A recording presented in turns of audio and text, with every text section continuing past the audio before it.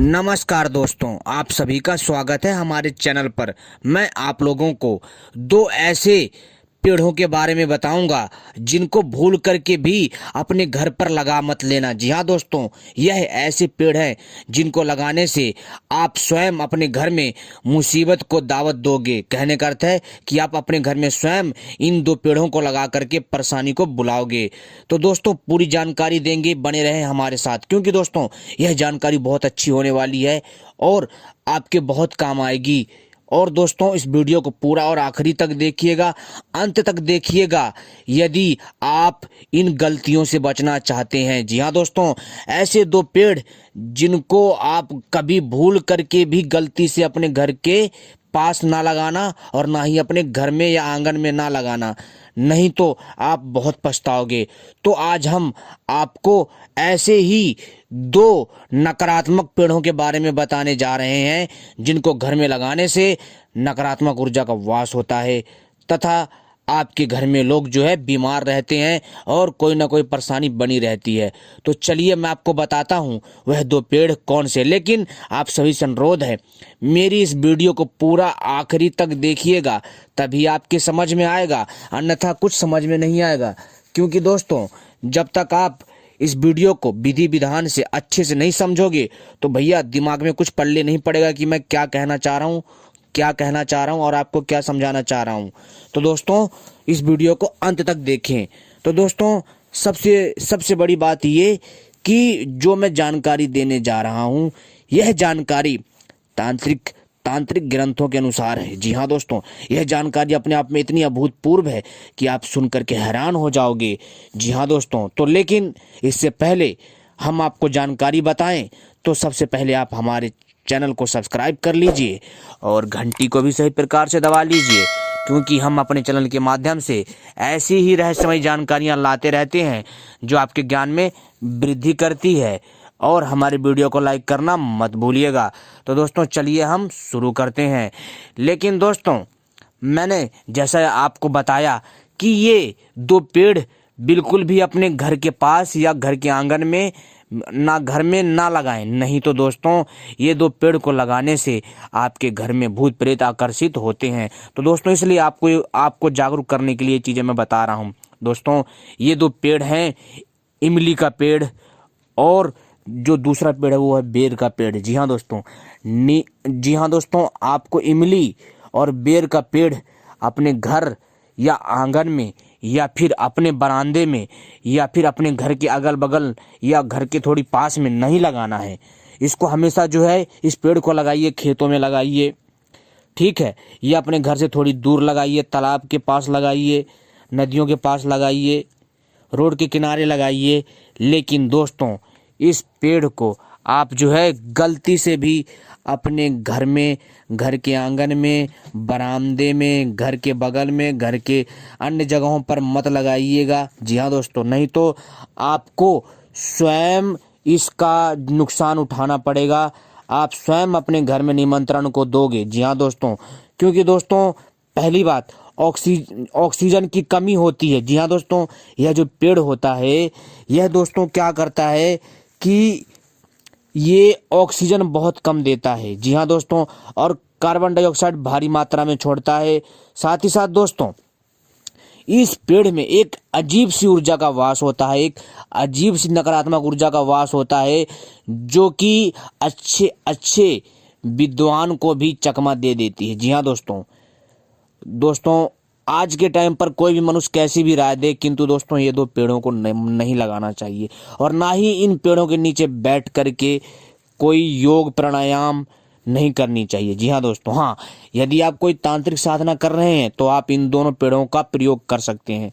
जी हाँ दोस्तों, आपकी जानकारी के लिए बता दूं, रात होते ही कोई भी पक्षी जो है इस पेड़ में नहीं रहता, यहाँ इस पेड़ से उड़ करके कहीं चला जाता है। जी हाँ दोस्तों, क्योंकि इस पेड़ पर जिस नकारात्मक ऊर्जा का वास होता है वो पक्षी भी डरते हैं। लेकिन कुछ पक्षी होते हैं जो रहते हैं, लेकिन बाकी अधिकतर पक्षी उड़ जाते हैं। पहली बात तो रहते नहीं है, और जो रहते हैं उनकी मजबूरी होती है, या यदि उन्होंने गलती से अंडे वगैरह दे दिए या उनका पुराना घर हो तब वो रह लेते हैं। लेकिन दोस्तों पक्षी जानवर कभी भी इमली के पेड़ में नहीं रुकता, ना रहता, ना घोंसला बना के रहता। जी हाँ दोस्तों, और रहता भी है तो दोस्तों उसकी मजबूरी होती है, समझ रहे हो दोस्तों, या फिर कोई आसपास पेड़ नहीं होगा या अन्य समस्या हो सकती है, कई कारण होते हैं। तो मित्रों, आपको इन सब बातों को समझना है और भूल करके भी ऐसी गलती ना करें, नहीं तो आप इसके जिम्मेदार स्वयं होंगे। ऐसा मैं इसलिए कह रहा हूँ क्योंकि दोस्तों ऐसा बहुत सारी घटनाएं हुई हैं, बहुत सारी ऐसी जो घटनाएं हैं हमारे समक्ष आती रहती हैं, इसलिए हम आपको जागृत करने के लिए चीज़ें बताते रहते हैं। दोस्तों, ये दो पेड़, इमली और बेर का पेड़, अपने आप में वास्तव में यह एक ऐसे पेड़ हैं जिनको घर में लगाना, समझ लो कि आप जो है मित्रों नकारात्मक ऊर्जाओं को, ऊपरी हवाओं को बुला रहे हैं। इसलिए भूल करके भी इन दोनों पेड़ों को मत लगाना, ठीक है। और मैंने आपको बता दिया है, यदि आपने अपने घर पे लगा करके गलती कर दी है और आपके घर में कोई ना कोई संकट बना रहता है, तो दोस्तों इस पेड़ को उखाड़ करके खेतों में लगा दीजिए या फिर जंगली क्षेत्र में लगा दीजिए या तालाब के किनारे या कहीं अन्य जगह लगा दीजिए, ठीक है। तो दोस्तों अच्छा रहेगा, लेकिन घर में ये चीज़ें नहीं लगानी चाहिए। इसलिए दोस्तों हमारे शास्त्रों में कहा गया है कि कौन से पेड़ जो होते हैं जिनको घर में लगाना चाहिए और जिनको नहीं लगाना चाहिए, इस चीज़ का विशेष महत्व समझना चाहिए हमें। दोस्तों ऐसी बातें हवा में नहीं की गई हैं, ये बातें वो बातें हैं जो कि साइंटिफिक भी प्रूफित हुई हैं, साथ ही साथ दोस्तों धार्मिक बातें भी प्रूफित हुई हैं। तो आपको इस चीज़ को समझना है।